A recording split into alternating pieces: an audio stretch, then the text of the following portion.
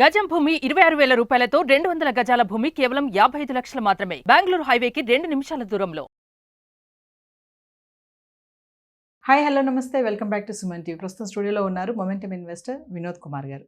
నమస్తే సార్. నమస్కారం అండి. సార్, మ్యూచువల్ ఫండ్స్లో ఆల్టర్నేటివ్స్ అంటారు కదా, అసలు ఆల్టర్నేటివ్స్ అంటే ఏంటి?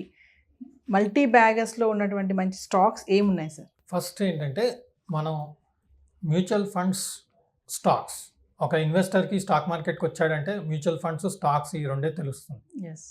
ఎందుకంటే మ్యూచువల్ ఫండ్స్ చాలా పాపులర్ అయ్యాయి, స్టాక్స్ కూడా స్టాక్ సెలెక్షన్స్ అన్నీ చేసుకొని చాలా ఇదవుతుంది.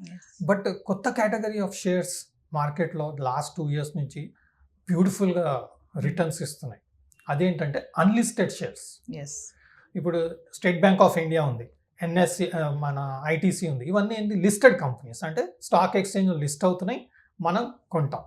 జనరల్గా కంపెనీ ఏంటంటే లిస్టింగ్ వచ్చే ముందు ఇనీషియల్ పబ్లిక్ ఆఫర్ అని షేర్స్ ఆఫర్ చేస్తుంది పబ్లిక్కి. మనం వాటికి సబ్స్క్రైబ్ చేసుకుంటాం, అవి స్టాక్ ఎక్స్చేంజ్లో లిస్ట్ అవుతాయి, లిస్ట్ అయ్యాక ట్రేడింగ్ అవుతాయి. బట్ ఐపీఓలో అప్లై చేస్తే ఈ మధ్య మనం గమనిస్తున్నాం, షేర్స్ రావు, అలాట్మెంటే రాదు. మన అమౌంట్ వేస్తాం, అలాట్మెంట్ రాదు. అండ్ ఇంకోటి, లిస్ట్ అయ్యాక డైరెక్ట్గా 10 times 20 times హయ్యర్ ఓపెన్ అవుతుంది, మనకు రిటర్న్, అందులో ఇన్వెస్ట్మెంట్ ఉండదు.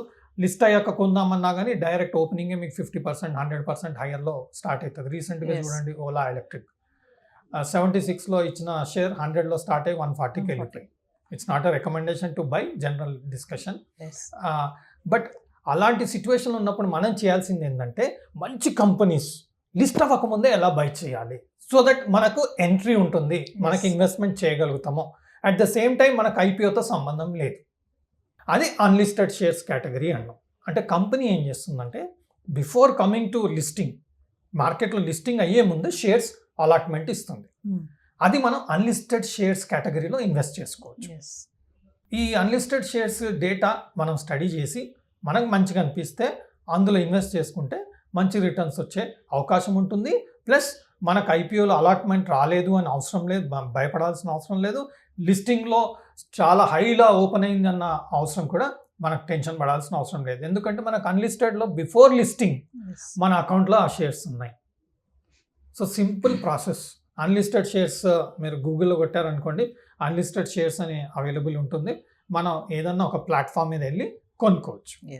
సో ఇందులో మనకు లిస్టెడ్ కంపెనీలో ఎంత ఇన్ఫర్మేషన్ ఉంటుందో అంత ఉండకపోయినా కానీ చాలా వరకు యాన్యువల్ రిపోర్ట్స్ అయితే క్లియర్గా ఉంటుంది. ప్లస్ కంపెనీలో ఏదైనా అనౌన్స్మెంట్ వచ్చినా, ఏదైనా అప్డేట్స్ ఉన్నా, న్యూస్ ఉన్నా, అది కూడా అప్డేషన్ వస్తుంది. సో మనం అన్లిస్టెడ్ షేర్స్ ప్లాట్ఫామ్కి వెళ్ళి చాలా కంపెనీస్ ఉంటాయండి. ఇప్పుడు కరెంట్గా కొన్ని స్టాక్స్ ఏంటంటే ఓయో, మనకు ఓయో రూమ్స్ అంటామా, ఓయో రూమ్స్ మనకు తెలుసు, it is in unlisted shares, అది ఇంకా లిస్టింగ్కి రాలేదు. ఓకే. అలాగే లేక్ షోర్ హాస్పిటల్, కేరళకు సంబంధించిన ఒక హాస్పిటల్ ఉంది, it is also in unlisted category. National stock exchange, NSC అంటే తెలియని వాళ్ళు లేరు, అందరూ వెళ్ళి షేర్స్ ఎన్ఎస్సిలో కొంటారు. బట్ ఎన్ఎస్సి వాళ్ళే షేర్స్ ఇస్తున్నారు ఇప్పుడు. బట్ అది మన ఇంకా లిస్టింగ్లో రాలేదు. సో మీరు అన్లిస్టెడ్ షేర్స్లో మనం బై చేయొచ్చు.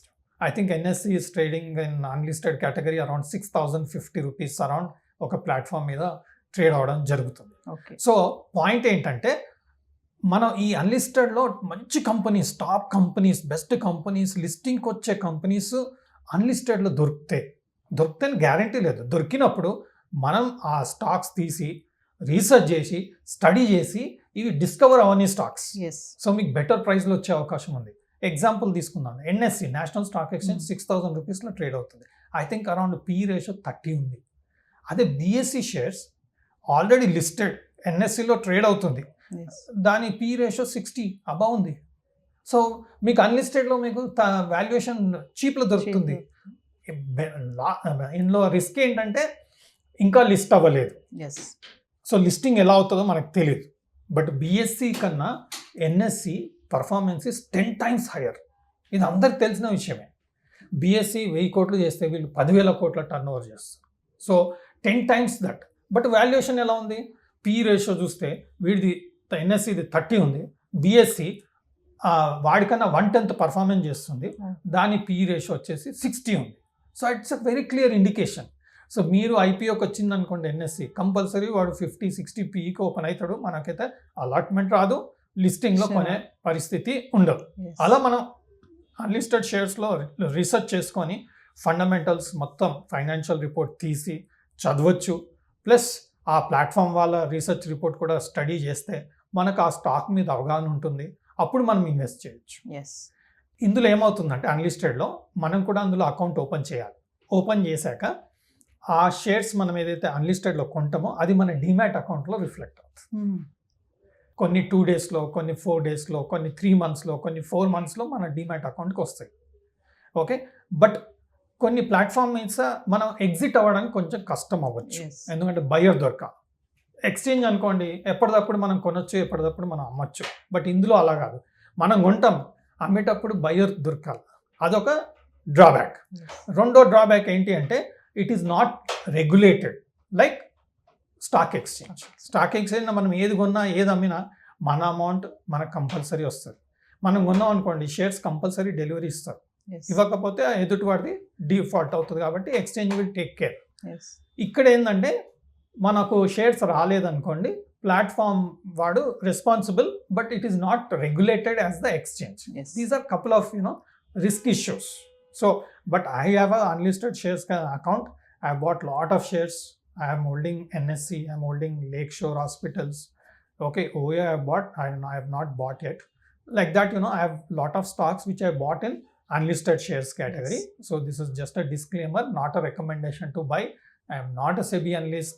Please discuss with your financial advisor. Take proper suggestions. Do proper research because Yes. opportunity is there, but at the same time risk is also there, but you will get at a very good price. Yes. But when you will exit, when it will be listed is not in our control. Thank you, sir. Thank you.